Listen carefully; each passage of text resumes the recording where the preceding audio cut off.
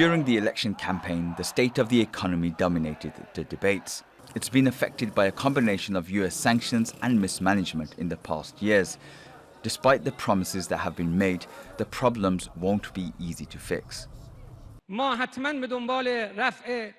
are going to make sure the sanctions are lifted, but we are not going to connect our economy to the lifting of the sanctions. There are a few issues that the government is facing right now: the budget deficit, investment, and the stock market, and also controlling the inflation and coronavirus, and many other basic needs. So, I appreciate what the 12th government has done, but we need a short-term, immediate program to resolve the issues we are facing today. There's not been much detail on policies or how they will be implemented, and the continued mistrust of some Western governments could be an issue in future talks. Ebrahim Raisi wants the sanctions lifted, but the only way they're going to be lifted, and I assume that means the oil and banking sector sanctions, is if the talks in Vienna continue. And right now they've been stalled since June 20th, and if they really want to see things change, they're going to have to sit down with the remaining signatories of the nuclear deal and make some hard compromises, because right now the Iranian economy is in shambles. Inflation and national debt are at all-time highs.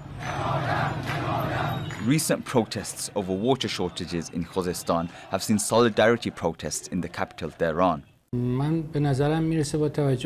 The presidential mandate that was given by the supreme leader to Raisi had two major points: support for domestic production and increasing the value of the national currency that depreciated over recent years.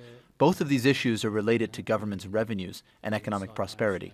Economic policies should be relevant with methods used to resolve economic problems.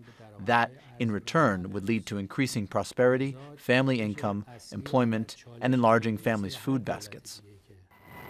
Tensions in the region are still high as Iran and Israel engage in a shadow war. Several tankers have been attacked. Most recently, one off the coast of Oman that killed 2 crew members. Israel, the US, and the UK blamed Iran. Tehran denied it was involved.